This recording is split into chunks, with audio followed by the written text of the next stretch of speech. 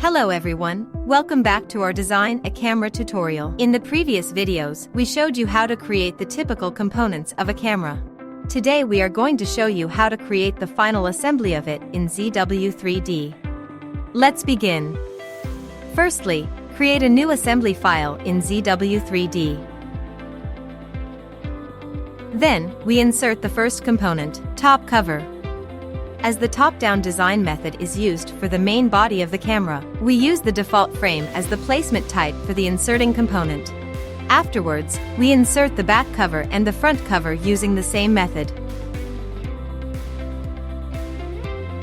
Next, we insert the internal module of this camera. For this component, we use the point placement type and put it in the assembly. Then we add the constraint for it. Firstly, add the concentric constraints for the internal module pin and the inserting hole of the camera cover. Then, add the coincident constraints for the bottom face for both of them.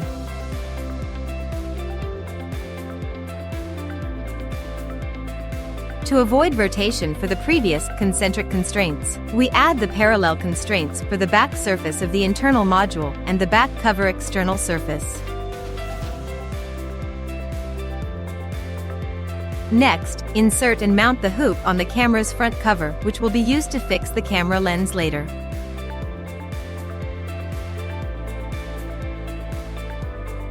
Also, add the coincident constraint and the concentric constraint for the hoop.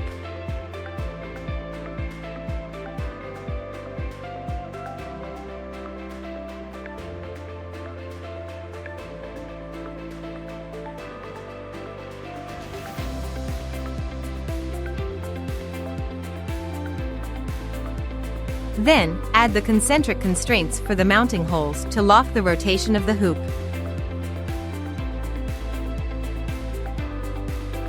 Next, we will mount the lens on the camera body. Firstly, we insert the lens.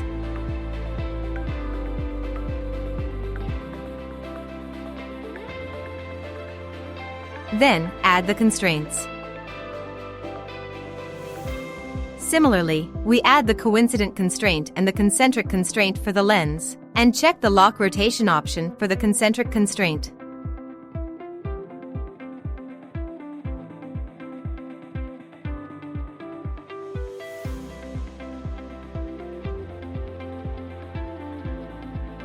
Afterwards, insert the connection components for the flashlight one by one and use the middle constraints to set the components in the defined middle position.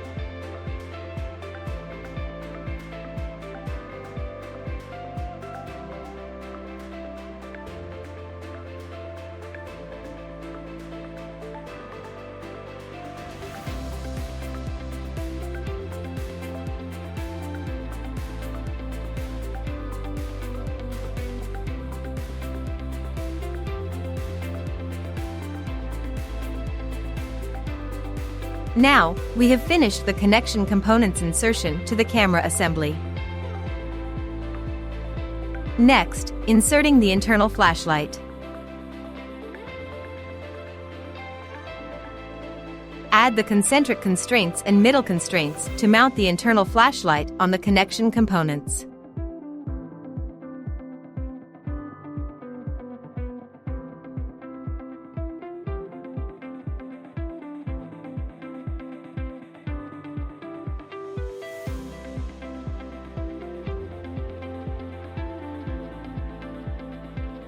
To make sure the flashlight and the connection components assembly is in the right position, we use the coincident constraints together with the offset range, and set the minimum and maximum offset values for it.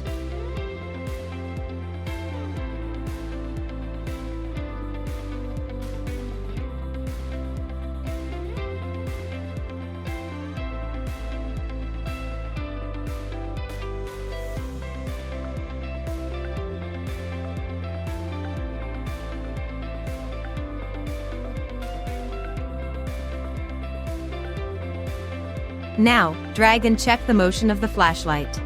We can see there is still incorrect motion that will cause interference.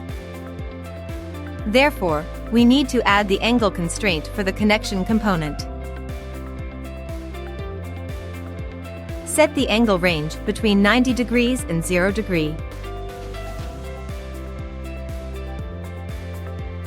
Check the motion again. Now the motion is correct.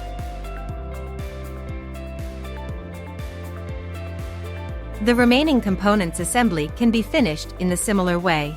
Here's the final assembly result.